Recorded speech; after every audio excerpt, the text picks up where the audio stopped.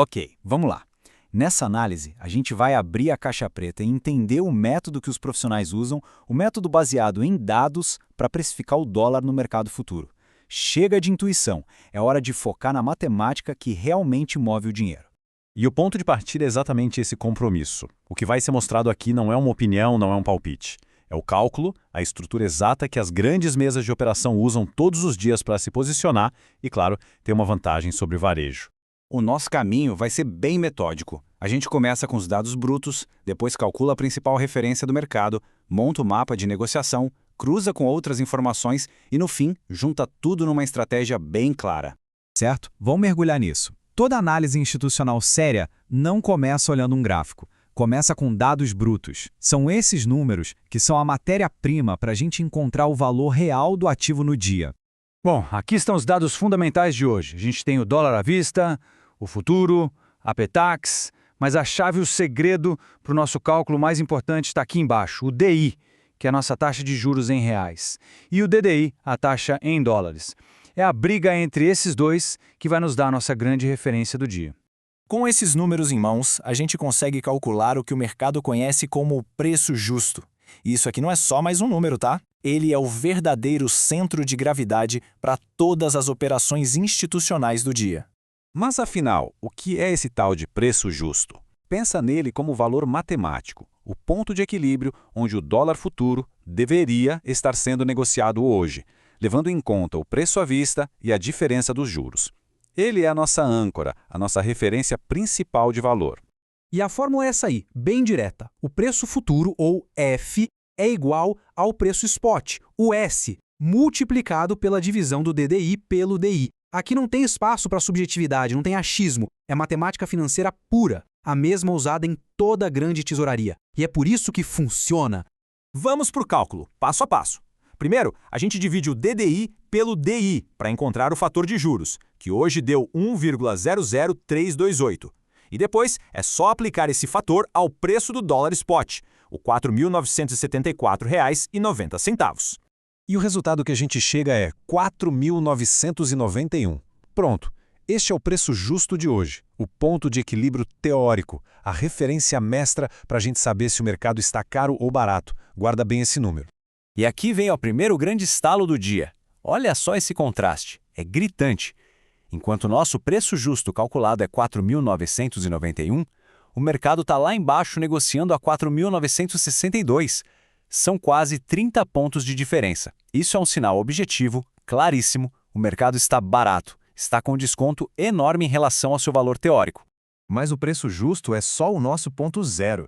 Um profissional não opera com um número só, ele opera com um mapa. E é exatamente isso que a gente vai construir agora, definindo as zonas de equilíbrio e os prováveis pontos onde o movimento perde força. A primeira zona desse mapa é o justíssimo. A gente cria uma faixa de mais ou menos 0,15% em volta do preço justo. Hoje, isso nos dá um intervalo entre 4.984 e 4.998. Essa é a verdadeira zona de equilíbrio, onde tem mais volume, onde a briga é maior e muitas vezes é uma armadilha para quem não está preparado. Em seguida, a gente projeta os extremos. Usando uma regra de volatilidade padrão, mais ou menos 0,5% para um dia normal, calculamos uma máxima provável lá em 5.016 e uma mínima provável em 4.966. E esses níveis não são aleatórios, viu? Eles representam pontos onde a pressão, seja de compra ou de venda, tende a acabar. Agora, para refinar a análise, um profissional nunca confia em um modelo só. O próximo passo é, talvez, o mais importante: cruzar essas informações com outras paridades importantes para confirmar ou até mesmo questionar a nossa tese principal. E aqui estão os nossos pontos de checagem. Primeiro, a paridade sintética em 4974, que mostra fraqueza de curto prazo. Logo depois, a cambial em 4975, que confirma a falta de prêmio. A Petax, lá em 4984, funciona como uma forte zona de venda. E para completar, o EWZ, que mede o interesse gringo no Brasil, aponta um viés pró-real, ou seja, mais pressão de baixa no dólar. Pronto, chegamos na fase final. Agora é hora de pegar todos esses pontos que a gente calculou e juntar tudo numa leitura coerente do mercado e, claro, num plano de ação bem objetivo. Olha só como essa tabela organiza visualmente a nossa análise. Lá no topo, o preço justo, em 4.991. Abaixo dele vem caindo a Petax, a cambial, a sintética e bem lá embaixo, destacado, o preço que o mercado está negociando agora, 4.962. A imagem fala por si só. Então, o ponto crucial é este. O mercado está operando abaixo de todas as referências de valor institucionais. Não tem nenhum prêmio de risco no preço. Isso quer dizer que a estrutura do dólar hoje está fundamentalmente fraca. E isso nos leva a um plano bem didático. O cenário principal, com essa estrutura toda, é procurar vendas quando o preço subir um pouco, nos pullbacks. A zona de decisão mais importante fica ali entre 4.975 e 4.985. Se o preço chegar ali e for rejeitado, isso confirma o viés de venda. Só um rompimento muito forte, com volume, acima dessa região começaria a mudar esse cenário. E para a gente fechar, a grande conclusão. Quando o mercado se afasta tanto de todas as suas referências de valor, de forma tão consistente, isso não é um acidente, não é um ruído de mercado. Isso é o reflexo do fluxo de ordens institucionais. É a força real que move os preços.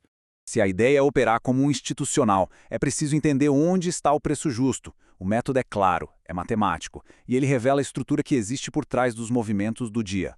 Entender onde está o valor é o primeiro e, sem dúvida, o passo mais importante para operar em linha com o grande capital.